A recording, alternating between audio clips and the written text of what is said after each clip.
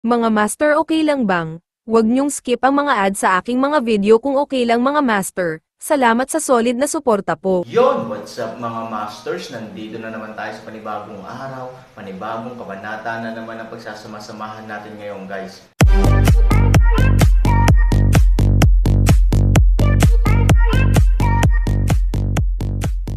Bali mga masters, kung bago ka pa lang po sa aking YouTube channel, please click the subscribe button, lalong-lalo na po yung notification bell guys, para maging connected pa rin tayo sa isa't isa at maging updated kayo sa mga susunod ko pang video. Bali mga masters, bago natin umpisahan ng kwento ay mag-shoutout po muna tayo para sa mga solid nating tagapakinig. Shoutout kay Rico Der, shoutout kay Randy Terencio. Yun na nga mga masters, no? Bali hindi na ito patagalin. In 3, 2, 1, let's go! Han Sanchen. Kumunot ang noo ni Tian Hong, buong taon na niyang binabantayan ang likuran, ngunit sa totoo lang ay hindi siya masyadong pamilyar sa pangalang Han Sanchen. Gayunpaman, ito ay isang reserbang puwersa pa rin, kaya medyo pamilyar pa rin ito. Commander, ang taong ito ay ating kalaban sa labanang ito, may paalala sa mahinang boses. Sa ganoong paalala, bigla itong naisip ni Tian Hong. Hindi nakakagulat na ang pangalang ito ay palaging pamilyar kapag naririnig ko ito pala ang kalaban na bida sa labanang ito. Biglang ngumiti si Tian Hong, I didn't expect that you are Han Sanchen, nakakatuwa, hindi ka namin hinanap, pero ikaw mismo ang pumunta sa pinto. Bahagyang ngumiti si Han Sanchen at sumagot, hindi ba dahil nag-aalala ako na mahihirapan kang hanapin ako, kaya ihahatid ko ito sa iyo sa sarili kong pagkukusa para mapasaya ka at makatipid ng kaunting pagsisikap. You are really a reckless man, you dare to come here alone. Anyway, I guard the food point, which is a thankless job. Walang makakakita kung gaano kasipag at hirap sa likod nito, the credit will end with you. Lahat ng ito ay binibilang sa mga tao sa front line. Ngayon, iba na ang pagdating mo dito, kung matutulungan ako ng isang malaking shot na tulad mo, pagkatapos ay makakaakyat na ako sa tuktok ng wala sa oras, napaklik si Tian Hong sa kanyang dila. Sabi ni Han Sanchen, ito ay talagang isang napakagandang pagkakataon, ngunit ang bagay ay masyadong malaki at kung ito ay maaaring kainin ay isang problema. Lumingon si Tian Hong at nakitang walang darating, at ang nagtatanggol na kalasag ay biglang nagsabi na mayroon kang ilang mga kasanayan, hey, pwede ka nang makalusot ng tahimik, at makapagsalita ka rin sa harap namin para hindi natin mapansin. I admire this, Tian Hong. Pero hindi ito ang kapital na pwede mong tatakbong talamak dito kasama ako. Pagkarinig nito, bahagyang ngumiti si Han Sanchen, so, hindi ba dapat ito lang ang paghahanda mo ngayon? With more than 300 people, it is not be difficult with this without, but it is not be easier. Ang mga nakaraang labanan ay nagbabantay sa punto ng pagkain sa araw na ito, at maaaring hindi siya ang uri ng taong masyadong mayabang. Kaya hindi niya dapat isipin na kaya niyang pabagsakin si Han Sanchen gamit ang kanyang sariling lakas na 3 hanggang 400 tao. At ang katotohanan na maaari pa rin siyang magsalita ngayon ay nagpapakita lamang ng isang bagay, iyon ay, ang taong ito ay dapat na may malaking plano. Ngunit ito ay napakalaking bagay, sa tingin mo ba kaunti lang ang tropa natin? Nakangiting sabi ni Tian Hong, hindi naman ito inisip ni Han Sanchen. Ang pangunahing dahilan kung bakit niya hiniling kay Huya na dayin muna siya ay hindi lang para dayin siya, dahil napakababa ng posibilidad nito. Gusto talaga niyang gamitin ni Huya ang pamamaraang ito para subukan ang lalim ng kabilang partido hanggat maaari, at makakuha ng mas maraming impormasyon hanggat maaari. Sa katunayan, kahit na ang trick na ito ay hindi partikular na epektibo, hindi ito imposible. Hindi bababasa, halos alam ni Han Sanchen na ang 3 hanggang 400 sundalo na nagbabantay sa lugar ay dapat na regular na tropa at maaaring pakilyusan anumang oras upang harapin ang karamihan ng mga bagay. Ngunit ganap na posible na ganap na mabantayan ang lugar na ito sa pamamagitan lamang ng pag-asa sa 3 hanggang 400 sundalong ito. Sa makatuwid, upang maging tumpak, ang hula ni Han Sanchen ay karaniwang hindi masyadong malayo. Hindi ko iniisip na sa maliit na bilang ng mga tropa na ito, tiyak na hindi ko iniisip na 3 o 400 tao lamang ang maaaring humawak ng isang mahalagang node. Nakangiting sinabi ni Han Sanchen, sa isang mahalagang lugar, kung ako iyon, hindi ako. Magpapadala ng napakaraming mabibigat na tropa para maging masyadong kapansin-pansin ang lugar. So, a few hundred men is the best, gayunpaman, sa kabilang banda, itong maliit na bilang ng tropa ay gagawing biro ang depensa dito. Sa makatuwid, maghahanda ako ng ilang malalaking mamamatay dito, tama ba ako? Pagkarinig sa mga salita ni Han Sanchen, malamig na tumawa si Tianhong, gaya ng inaasahan kay Han Sanchen. Ang kanyang mga pananaw ay talagang iba sa mga ordinaryong tao, gayunpaman, dapat ko ring aminin na tama ang iyong mga pananaw. Panipi, oo, syempre hindi lang natin maaaring magkaroon ng 3 o 400 sundalong ito.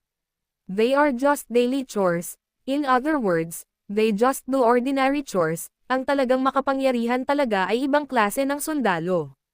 Matapos magsalita ay pumalakpak siya ng mahina. Biglang nagsimulang dumausdas pababa ang nakapalibot na earth walls, parang may lalabas sa earth wall.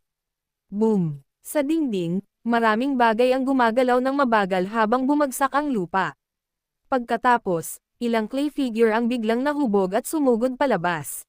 Oh my God! Nang makita ang mga clay figure na ito, hindi napigilan ni Huya na mapasigaw. Ang intuition ni Han Sanchen ay napagtanto din sa kanya na kahit na ang mga figurine na ito ay mukhang hindi kapansin-pansin, ang mga ito ay talagang hindi karaniwan. Bahagyang lumiit siya, binabantayan ang kanyang mga pangil ng tigre sa likod, at tinitigan ang mga clay figure na tumatalon mula sa ilalim ng dingding ng lupa gamit ang kanyang mga mata na parang agila.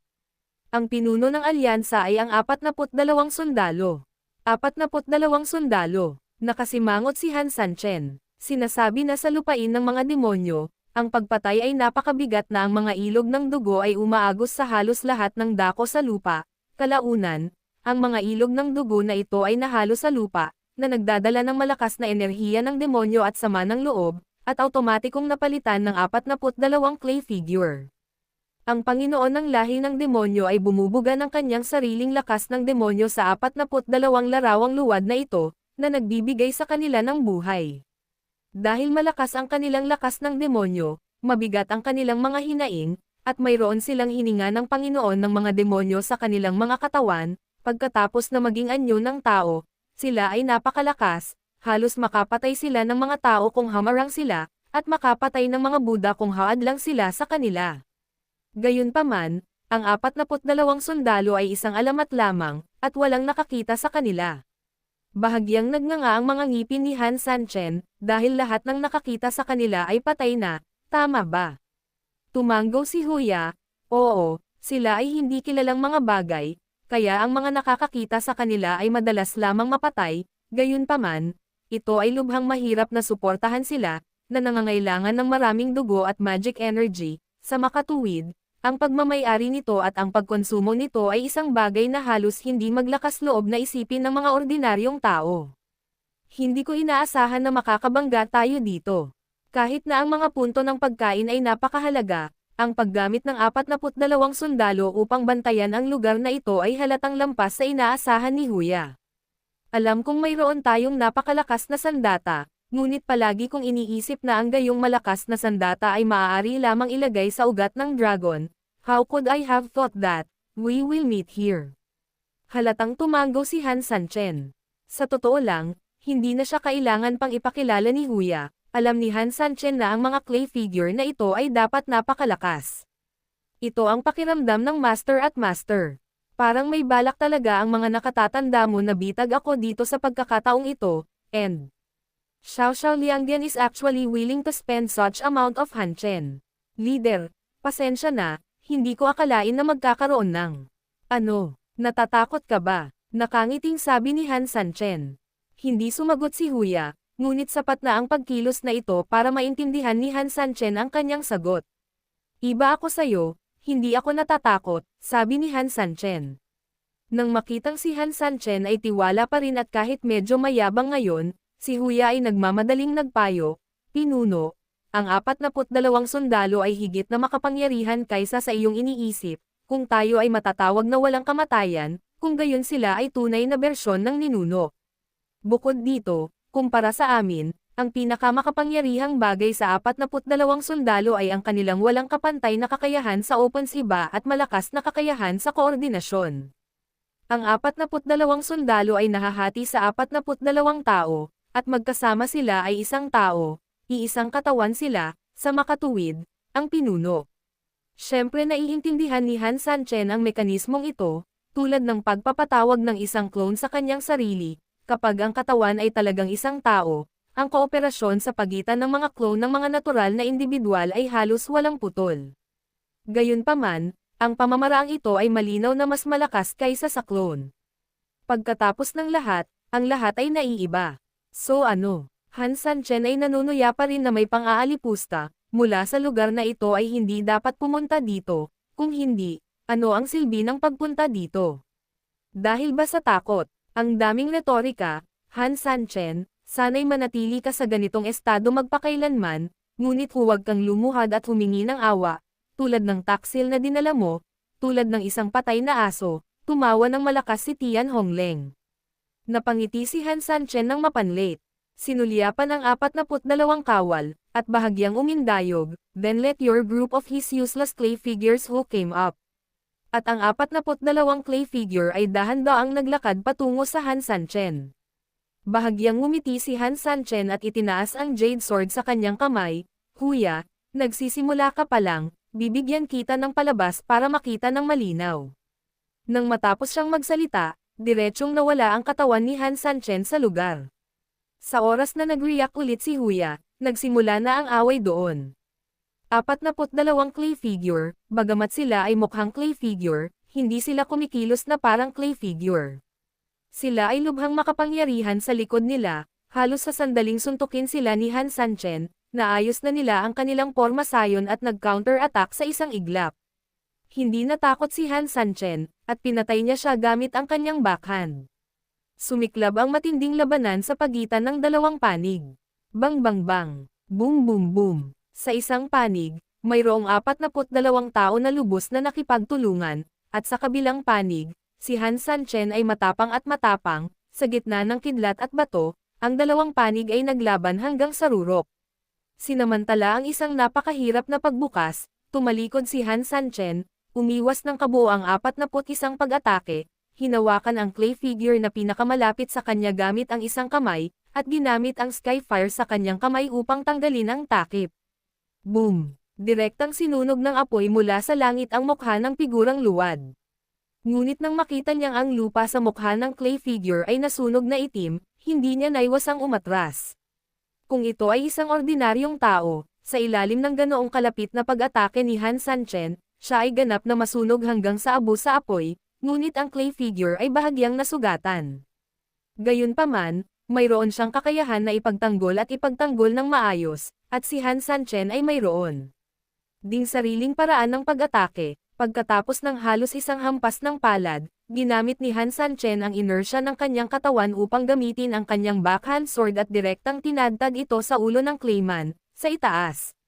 Wow! Dumaan ang talam ng espada, at agad na naputol ang ulo ng figurine na putik. Gayunpaman, bago pa man maging masaya si Han Sanchen, isa pang ulo ang umusbong mula sa walang ulo na leeg ng clay figurine, na katulad ng dati. Sure enough, immortal siya. Si Han Sanchen ay umiwas patagilid, ginamit ang pagkakataon para makaiwas sa atake ng kalaban, at direktang lumipad sa ere. Kaagad pagkatapos, ginalaw ni Han Sanchen ang kanyang kamay, at ang hanay ng mga espada ay nakalatag, at libu-libong ulan ang bumagsak upang labanan ang opensiba ng taong luwad. Han Sanchen, kamusta? Pagkakita sa defensive approach ni Han Sanchen, alam na alam ni Tian Hong na may advantage ang clay figurine, kaya napasigaw siya ng may pagmamalaki. Galit na galit si Huya, ngunit mas nag-aalala siya sa kaligtasan ni Han Sanchen sa mga oras na ito. Silang dalawa ngayon ay mga tipaklong sa iisang bangka, kung may mangyari man kay Han Sanchen, natural na hindi rin siya mabubuhay ng maayos. Maliit na pakulo. Nang matapos magsalita si Han Sanchen, sumabog sa kanyang kamay ang nasusunog na G, tumalikod siya at lumundag muli, diretsyong pinatay ang clay figurine. Boom! Sumabog ang nagbabagang katahimikan, at ang apoy ay tumama sa 10 milya ang layo. Ang malakas na apoy at temperatura ay ginawa sa lahat na nanunood ng labanan umiwas, ngunit nakita nila na ang clay figure ay hindi takot sa lahat sa apoy, hindi lamang siya gumawa ng anumang mga hakbang sa pagtatanggol, ngunit sinamantala niya ang sitwasyon upang direktang salakayin ang Han Sanchen. Swish, brush, brush. 42 figurine na luwad na may 84 na kamay ang lahat ay umatake sa Han Sanchen. Kung tamaan man siya, kahit kasing lakas siya ni Han Sanchen, siguradong hindi siya magiging komportable. Yu Wang, may soft drinks, pinatigil ni Yu Wang ang atake ng kalaban, tumalikod si Han Sanchen at may lumabas na liwanag sa kamay niya. Wolisin sa katawan, swish, brush, brush. Direkta ang liwanag sa kanyang kamay, at sa isang iglap, ang mga katawan ng dosenang clay figure na pinakamalapit sa kanya ay agad na nabasag. Tumingin muli kay Han Sanchen, ang jade sword sa kanyang kamay ay inilagay sa kanyang likod, ngunit ang hawak niya sa kanyang kamay ay isang malaking asol na palakol. Pango-palakol. Kahit na ang liwanag ay hindi na kumikinang, kahit na ito ay makapagpahina, ang pango-palakol, na mahalagang hari ng mga sandata, ay lubhang matalas. Hindi ba pwedeng lumaki ang ulo mo? Dudurugin ko lang ang katawan mo at tingnan kung paano ka muling lumaki. Nang makitang ang mga katawan ng dosenang putik na pinakamalapit sa kanya ay nabasag sa mga piraso ng putik at bumagsak sa lupa nang hindi gumagalaw, hindi nag-aksaya ng oras si Han Sanchen at sinamantala ang sitwasyong ito para ipagpatuloy ang pagpatay. Bang bang bang. Sa isang iglap, hindi na napigilan si Han Sanchen, ang tila makapangyarihang grupo ng mga clay figure ay isa-isang naging pulbos sa ilalim ng palakol ni Pango. Walang makakapidyo sa kapangyarihan ni Pango, at walang makakapidyo sa talas ng palakol ni Pango. Nang si Han Sanchen ay tahimik na umupo at tumayo ng tuwid sa gitna ng larangan ng digmaan, wala sa 42 clay figure sa tabi niya ang buo sa oras na ito, lahat sila ay naging pulbos at bumagsak sa lupa. Maganda, pinuno ng alyansa. Hindi napigilan ni Huya na tuwang-tuwa. Nilinggan ni Han Sanchen si Tianhong nang walang sabi-sabi, ngunit ang kanyang mga mata ay parang isang haring bumababa, na kinukutsa siya ng mayabang. Bahagyang napaatras si Tianhong, na may komplikadong ekspresyon sa kanyang mukha, marahil maging siya mismo ay hindi inaasahan na ang 42 kawal ay mapapatay sa ganoong kabilis na panahon, gayunpaman, walang takot sa kanyang mukha, instead, after a moment, bigla siyang tumawa ng malakas, haha, haha.